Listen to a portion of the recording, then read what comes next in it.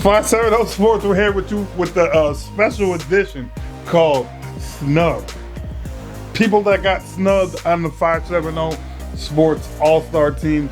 I'm gonna go over the boys first. First, I want to talk a little bit about the boys. We got Brandon Reed. He's a stud. Made a couple buzzer beaters this year. Just basically took Ryan Hankey. I mean, he plays in a little bit of a different division, and plays against a little bit of different competition. But the man is a stud. He's proven. He's a proven winner. Patrick Benny. I mean, the things that happened with him and Coley Cross not being able to play in the district championship game.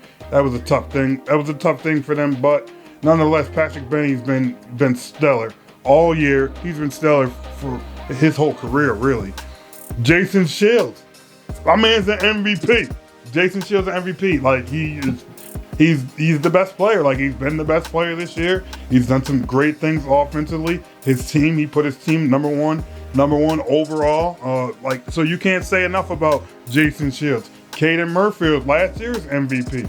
Caden's a stud, man. He knows how to ball. He's been given a tough hand with that West Side crew with losing a couple players. So it's been tough for him. And then he had to go through a coaching adjustment. But nonetheless, he's still leading. He's still up there leading and scoring, and just like he always does. Harry Johnson, the Abington stud, Scary Harry, we would like to call him. That man is a monster. He's a beast down low. He does what he needs to do. He's a tough cover. And when you face up against Abington, you were scared of Scary Harry. He's such a great player. And you really can't say enough about Scary Harry. He put his team in position to play in the district championship. And, nonetheless, things happen. COVID call, and that just sucks. Caleb Vigo. Caleb is another stud. The kid could shoot his butt off. He's a knockdown shooter. He's just nice, And then we could go through guys like Matt Leonard, who we don't see much. He's up there in Delaware Valley, but I mean, he's another stud. Matt Mowry, catching him at the arena. How can we forget the game that Matt Mowry had? He was such a stud. He gave him difficulties, but they ended up coming up short. But he's such a stud. Zach Walsh. Zach is a hustler, man. He's a straight hustler on the court, and he can play inside and out. Just a great player. Zach Kafolchek, he came up out of nowhere. He's probably one of the most improved players in the league this year. Like the things that he did with Valley View and helping Valley View, he did a great job. Mike Rickett, he probably got snubbed a little bit here. He probably could be on the first team, but he's seeing a lot of different matchups, a lot of double teams. And when you're coming in Riverside, you're worried about Mike Rickett shooting, you're worried about this, that, and the fourth. But one thing I can tell you is you're coming into the game as a coach. You're planning to try to lock down Mike Rickett, and because of that, his numbers slip off a little bit. But nonetheless, he's still a great player. Adam Hwanitz, Valley View. The man is a beast.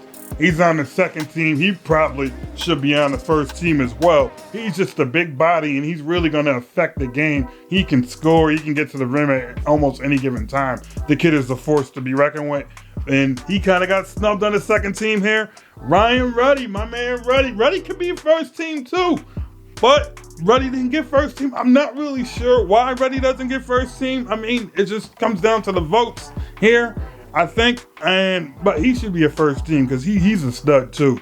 I mean, as you can see, the first team and the second team is completely loaded with talent. Now, where is my man Kevin Lazowski at? Where is Kev? Kev don't make the team? That's absurd. I think that's a little absurd. But like I said, it comes down to the votes, man, and I'm not sure why, me being a Scranton guy that I went to Scranton, Kevin Lazowski deserves to be on there. If I was a Scranton guy or not, he just deserves to be on there. Scranton doesn't win a district championship without Kevin Lazowski. Scranton doesn't go as far as they did without Kevin Lazowski. And I'm sure Jason Shields and Trantler and all those guys and Johnny Rose, they'll tell you the same thing. Now, we move on over to the girls. Now, the girls is a little different. The girls is like, yo, there's so much talent. There's so much talent with the girls. Like, I mean, you got a ridiculous amount of talent. Casey Cranston, she makes the first team. Casey is just a baller. Like, she's just the baller. She's one of the best in the league, and there's no doubt about it. And if anybody want to argue about it, they can come see me, because I got an argument. She's a baller. She can get to the rim. She can shoot. She can defend. She can do it all. Claire Marion, Abington's queen. Claire is a baller.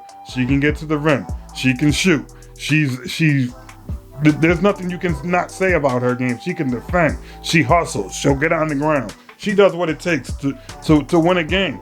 So that puts Claire up there. Kylie Lavelle, MVP of the league. She's been the best player all year. She put her team in position to win a district championship. She's done things. I mean, unfortunately, they come up short in the state game, whether it's the refs calls or whatever it was. Kylie's been the best player all year, and I'm not so sure that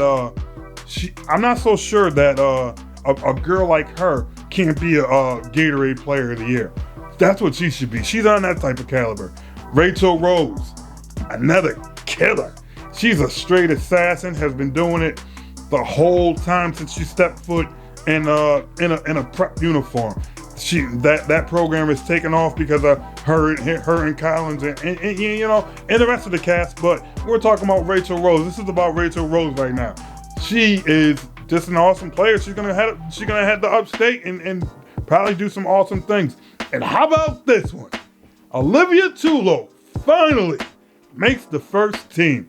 That's an accomplishment for her in that whole Old Forge program, because Olivia Tulo is a straight baller. She hustles. I mean, granted, some players left from last year, and she had to go what she had to go with, and try to do her best with her and Michaela. It was a tough situation with some of the younger girls that are going to get better. They definitely show potential, but Liv did what she had to do.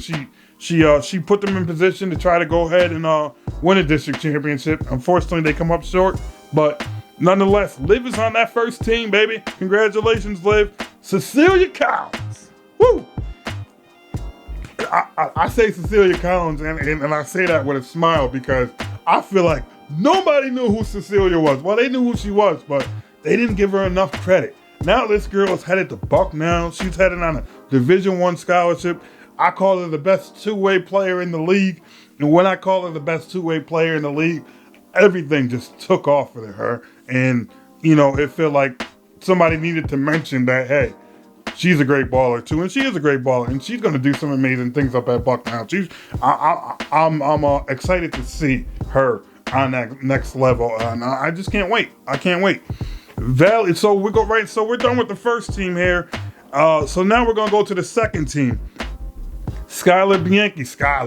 Queen Skylar, probably the best player in Valley View in the last 10 years. She's been a complete monster on the boards. Gets a lot of points like that.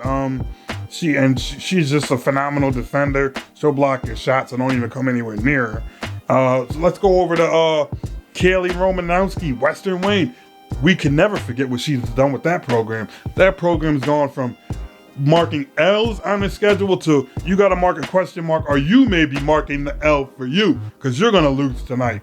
Western Wayne sports, Western Wayne basketball has really taken off, and Kaylee Romanowski, Emily Romanowski, Kathy Shepard, and all those girls are responsible for that. And it's such a great thing. It was great to see the Western Wayne Wildcats be in the arena and actually have a shot to be a district champ. The only thing is they ran into Kylie Lavelle, and that's another story.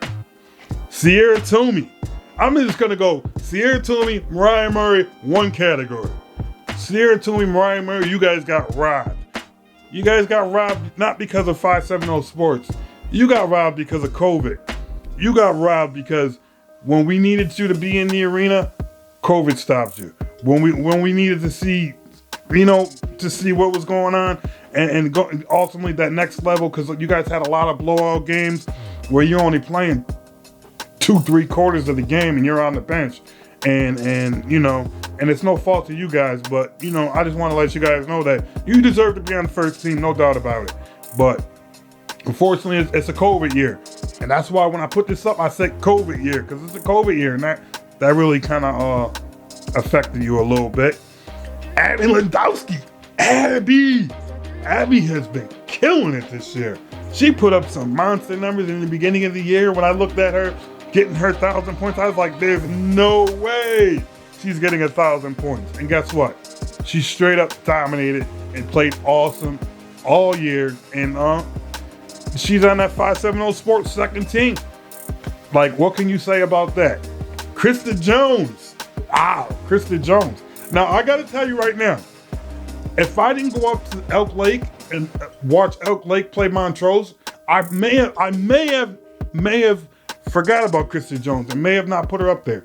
But Krista Jones, she impressed me. She impressed me with her shooting. She impresses me with her shot selection. She impresses me with the way she hustles and the way she really glues that team together.